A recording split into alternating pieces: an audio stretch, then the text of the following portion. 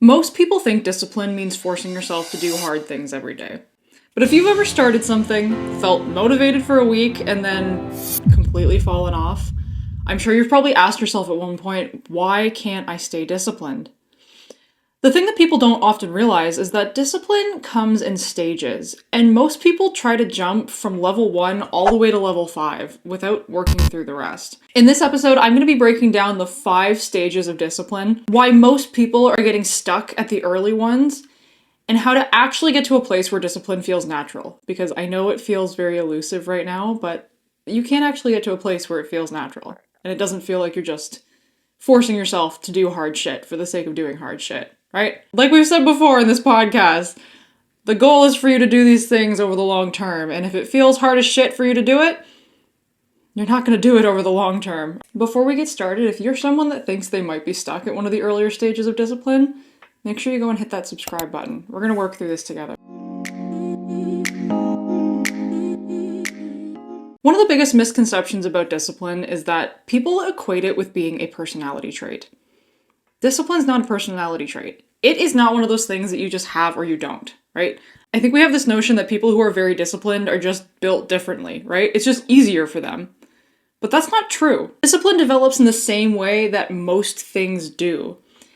With repeated practice, with consistency, and in incremental stages.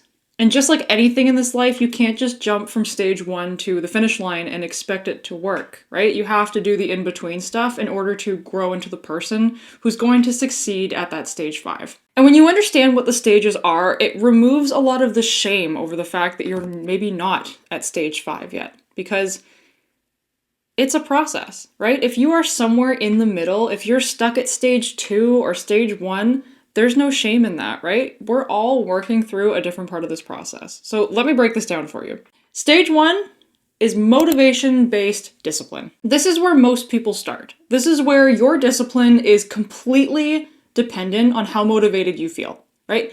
And I think we can all relate to being in this place at some point or another. If you have had a goal that you are wanting to start, if you are feeling really unhappy with something in your life and you finally get to a point where you're like, yeah, I'm going to do something about this. There's a lot of motivation initially. There's a lot of drive for you to do stuff.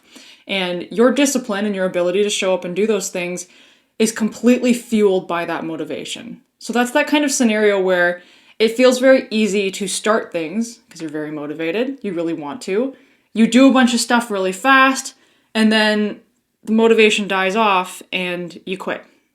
Because your discipline was completely dependent on you being motivated, and motivation is a fleeting emotion. It's not something you're going to feel all the time. And so when our routine and our discipline is hinging on something that is so impermanent, we're not going to be able to show up in a consistent manner because we're not always going to feel motivated, right? You're not always going to feel like doing these things. And so if your ability to do so hinges solely on that, no wonder you're not showing up. When your discipline depends on motivation, your habits are always going to be temporary because motivation is an emotion and emotions are not stable, right? I don't know if there's any emotion ever that you have felt 24/7, 365 days a year, right? Is there any emotion ever that you can think that you have felt every hour, every single day of your life? Probably not, right? We have such roller coasters of emotions. We are going up and down minute to minute, hour to hour. Things are changing constantly. And so when we put motivation in the same bucket as the rest of our emotions, it makes perfect sense that it's not going to stick around long term, right?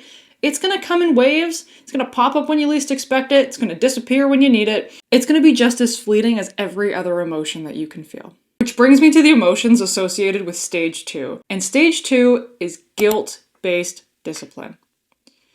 This is when we move from operating solely on motivation to trying to force ourselves to show up out of guilt and shame. Our actions are heavily fueled by not liking where we are, not liking who we are, maybe not liking the habits that we currently have, and so we try to bully ourselves into doing the thing, into being disciplined, into showing up the way that we want to show up. And don't get me wrong, this approach works initially, right? You will do a lot of shit if you are very uncomfortable with where you are, and if you feel a lot of shame and guilt about the position that you're currently in. You will probably do a lot of shit, and you'll probably do it for a little bit longer than you would if you were relying solely on motivation, right? Because this speaks to a common thing that our brain tries to do, is that it will try harder to avoid pain than it will to seek out pleasure. And so the drive in the first stage, where your brain is seeking out pleasure because you feel motivated, you really want to do these things, your brain is acting in accordance with you seeking out pleasure. In stage 2, your brain is acting in accordance with you avoiding pain, because you not doing the thing makes that shame worse, makes that guilt worse, makes that inner dialogue a little meaner, right? And that's the pain that your brain is trying to avoid, so it will prompt you to do the thing. The problem with this is that guilt-based discipline will work, but it won't work forever. There is an expiry date on how long you can bully yourself into productive action. And the problem with this is that when you do eventually fall off the wagon, the guilt and shame are going to be so much louder. It becomes this cycle of pushing yourself really hard, burning yourself out, feeling a ton of shame and guilt, and repeating the cycle over again.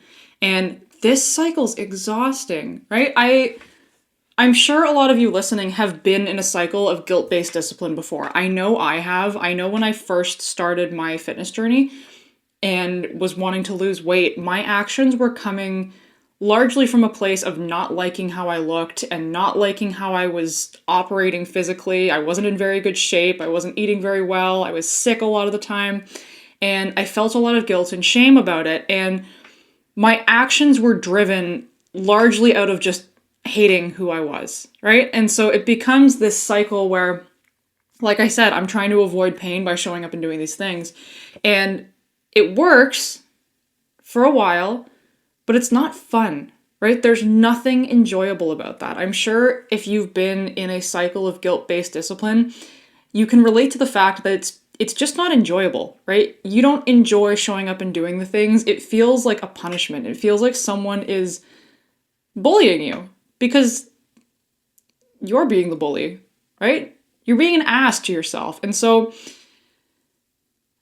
I want you to think of it this way. If you had someone else in your life that was trying to get you to do something for them and trying to get you to show up in a way for them repeatedly,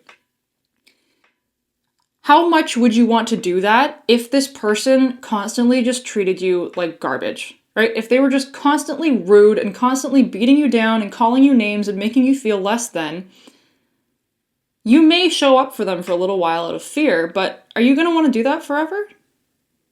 Probably not. Which brings me to how we start shifting from guilt-based discipline to stage 3, which is basic consistency. And this is an important transition. This is one that I think a lot of people miss, and this is why a lot of people get stuck in that stage 2 cycle of pushing, burnout, shame, repeat, right? I think there's a lot of people who never move past stage 2 because they lack the tools to move to stage 3. And the most important narrative I want you to take away in order to transition between stage 2 and stage 3 is allowing yourself to show up imperfectly. I think a common feature of stage 2 is that you are being so hard on yourself that there's no room for error, right? As soon as you mess up, as soon as you get something wrong, as soon as you miss a day, the guilt and the shame are so loud that there's really no room and no tolerance for you to not be perfect. And this is the shift that you're going to have to make in order to transition into stage 3, which is basic consistency, is being willing to show up imperfectly, right? It's not going to look perfect every day. You're not going to hit 100% of the goals every single day. The goal is just that you show up, right? The goal is just that you do something consistently. I know I've used this example before, but it goes back to that imagery of if someone has a houseplant in their house and they take an entire dump truck full of water and just drown the plant in it one time, versus if they came every day over the course of months or years and just put a little bit of water on this plant, which one do you think is going to grow? Which one do you think is going to thrive?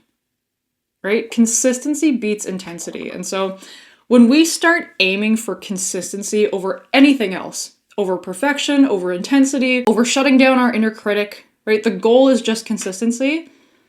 It becomes much easier to be disciplined because the bar is lower, right? You don't have to do everything in order to feel a sense of accomplishment. You just have to show up in some capacity and let that be enough. And so a really simple practice to act as an entryway into stage 3 is taking your current goals and dialing them way back. And I know that seems really counterintuitive. If you are really wanting to achieve something, it can feel really hard to dial back your efforts and cut down on what you're doing, and it can feel like you're moving backwards. But if you cutting back on the intensity or the volume makes it easier for you to do it consistently, then you're helping yourself more in the long term, and you're creating a healthier relationship between you and your habits, which is necessary for you to maintain them. This level may not look super impressive from the outside, right? This level is not going to be you smashing out the perfect workout, reading a bunch of books, or making a ton of money. It's not going to be those big flashy things. It's going to look very small and very simple on the outside, but this is where you start to lay the foundation for that self-trust, right? And once you have this solid foundation, once you are very solid in your stage 3 discipline, it's going to be easier for you to move onto level 4 and 5. Because if you try to jump from stage 2 to stage 4 or 5 without doing the work that's necessary in stage 3, you won't be able to stay in stage 4 or 5, right? You haven't built the foundation to ground yourself in those areas yet. The basic takeaway of stage 3 is cultivating the narrative that you are someone who can be relied on and someone who can be trusted. Which brings me to stage 4, and that is identity-based discipline. And this is where the narrative starts to shift dramatically. After you have built a solid foundation in stage 3, you have become the kind of person that is consistent, you've become the kind of person that's trustworthy, and you've become the kind of person that's reliable. Something really important happens. The narrative that comes out of those actions starts to shift your identity. Your habits stop becoming something that you're trying to force, and they start becoming how you see yourself. They become a natural part of your day-to-day life because you now see yourself as the kind of person who does those things, right? You no longer feel like a stranger in this role. You no longer feel like someone who's just trying to force things because you know they're good for you. It actually starts to feel natural because you've shown up and you've done these things consistently, right? You have laid that foundation in stage 3. You have so much proof stacked up that this is the kind of person you are. And so when it comes to the question of what am I going to do today? How am I going to show up? You now have this identity of I'm the kind of person who does these things. You're no longer someone who's just trying to work out or just trying to go to the gym. You are someone who takes care of their body. This level of discipline starts to feel easier. This is when the tide starts to turn from work and effort into ease, because this is no longer just about effort. This is more about alignment with your identity. And when your brain sees yourself as that kind of person, it is going to work to reinforce that narrative. So it will make it easier, right? It will push you to do these things now, not because of guilt, not because of shame, not because you know you need to, but because your brain understands that this is the kind of person you are. You are the kind of person who shows up and does these things. And once that narrative has shifted, and you have stepped into the identity of the person who does the things you're trying to do, and it feels a lot more effortless, this is where you open the door to step into stage 5. And I think stage 5 is what so many of us imagine when we think of discipline. Stage 5 is self-respect discipline. And this is the thing a lot of people get wrong. We tend to equate self-respect driven discipline with the picture of what discipline is. And so we tend to think that that's the starting point, and we try to skip all of these other stages and go right to this. But this is the finish line. Right? This is what you get to after working through everything else. And if you try to jump from stage 1 all the way to stage 5 without laying that foundation and building that identity, you're going to crumble, right? It's like building a house on top of sand. There's nothing to hold it together. There's nothing to ground it, right?